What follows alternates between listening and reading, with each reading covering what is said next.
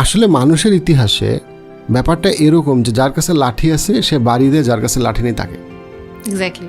তো এখন লাঠি যার কাছে আছে সে কি পুরুষ নাকি মহিলা এটা ইম্পর্টেন্ট না। ব্যাপারটা হচ্ছে আপনি যদি বাংলাদেশে 1960s থেকে 1990s ইভেন এখনও এটা আছে, আপনি যদি দেখেন যে অনেক সংসারে শাশুড়ি was a very negative character and very abusive character. শাশুড়ি was a very abusive character. এখনও অনেক ফ্যামিলিতে শাশুড়ি খুবই অ্যাবিউসিভ ক্যারেক্টার। শাশুড়ি কিন্তু নারী, এবং এই শাশুড়ি আজকের থেকে 30 বছর আগে, যার বয়স এখন হয়তো 65, সে 35 বছর বয়সে সে বৌমা হিসেবে অ্যাবিউজড হয়েছে।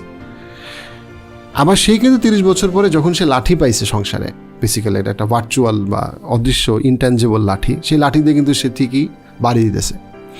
তো এবং আপনি যদি ইভেন ধরেন যে কোনো দেশে বা ধরেন বাংলাদেশে বা যে কোনো দেশে আপনি যদি দেখেন যে যারা রুই কাতলা সমাজের, তারা নারী হোক অথবা পুরুষ হোক, তাদের কাছে যেহেতু লাঠি আছে তার বাড়ি দেয়। তো বিবর্তনবাদে আপনি মানে মানে এটাকে আপনি প্যাট্রিয়ার্কিয়াল বলতেই পারেন, বাট দ্য থিং ইজ প্যাট্রিয়ার্কিয়ালের আসল কথাটা হচ্ছে যে যার হাতে আপনি লাঠি দিবেন তার সম্ভাবনা খুবই বেশি যে সে ক্ষমতার অপব্যবহার করবে, কারণ তার কাছে ক্ষমতা আছে। এখন যারা ধরেন রিয়্যাক্ট করতেছে তাদের জন্য এটা হয়তো একটা খুব ওভার সিম্পলিফাইড একটা মাইন্ডসেট যে ভাই ও তোমরা এতদিন করছো এখন আমরা দেখাই দিই। এবং এই চক্রটা কানাডার ক্ষেত্রে খুব সত্যি, এই চক্রটা এখন বাংলাদেশের ক্ষেত্রে খুব সত্যি হইতে যাচ্ছে, আমি দেখতে পাচ্ছি। চক্রটা এরকম যে প্রথমত কি হইলো যে ধরেন 30 বছর আগে সবাই হাজব্যান্ড ওয়াইফ একসাথে থাকতো, তারা অ্যাডজাস্ট করতো, কিছু কিছু টক্সিক রিলেশনশিপ ছিল এবং অনেক রিলেশনশিপে হাজব্যান্ড ডোমেস্টিক ভায়োলেন্স করতো, অ্যাগ্রি, বুঝলাম। তারপরে নেক্সট লেভেলে কি হইলো, মেয়েরা উত্তেজিত হয়ে গেল যে আমাদেরকে আমাদের রাইট দিতে হবে, আমরা এসব বুঝি না, পারি না, আমরা এসব চাই না, আমরা নিজেরা চাকরি করব, আমরা একা থাকবো। আপনি আজকে ইউরোপ আমেরিকায় যান, সিঙ্গেল মামে ভরা, দ্যাটস দ্য রিয়ালিটি।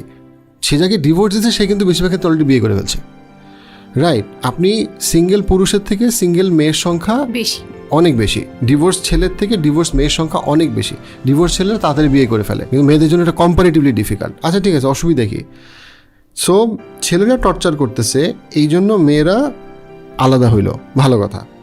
এখন আলাদা হওয়ার পরে কি হইলো, এই মেয়েরা আবার ওই যে আমি যে একটু আগে যে মানে একজনের কথা বললাম, তার মতো সে যখন সে ভালনারেবল হয়ে গেল, তখন তারা শুরু করলো হচ্ছে গিয়ে একটা ইনফর্মাল প্রস্টিটিউশন।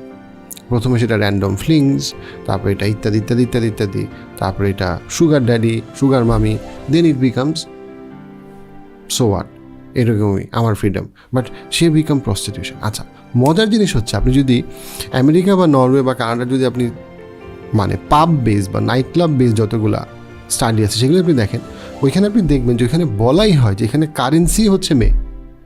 ওইখানে এটা মানে এটা স্ট্যাবলিশ যে মেয়েদের ওইখানে আসলে বেসিক্যালি তেমন একটা রেসপেক্ট নাই, এবং মেয়েরা ওই কন্ট্রাক্টেই অনেক ক্ষেত্রে যাচ্ছে যে তাদের আসলে তেমন একটা রেসপেক্ট নাই। কারা যাচ্ছে?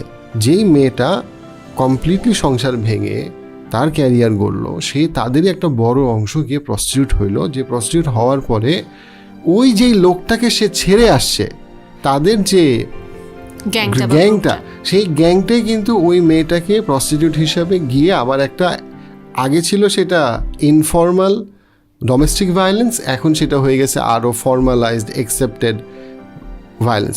সো আপনি যদি পুরো সার্কেলটা আপনি যদি চিন্তা করেন, চক্রটাকে চিন্তা করেন, মেয়েরা যেই সমস্যাটা সমাধান করতে গেছিল যে আমি আর অ্যাবিউজড হব না, সেই অ্যাবিউজ হওয়াটাকেই সে একটা আরও ফর্মাল কন্ট্রাক্টে নিয়ে আসলো, সে একটা স্ট্রাকচারে নিয়ে আসলো, এটাকে আরও সে মানে এটাকে সে আরও বাড়ায় দিল, কারণ আমাকে ছেলে টাকা দিছে, এখন ছেলেটা যা বলে আমাকে সেটা আসলে করতে হবে।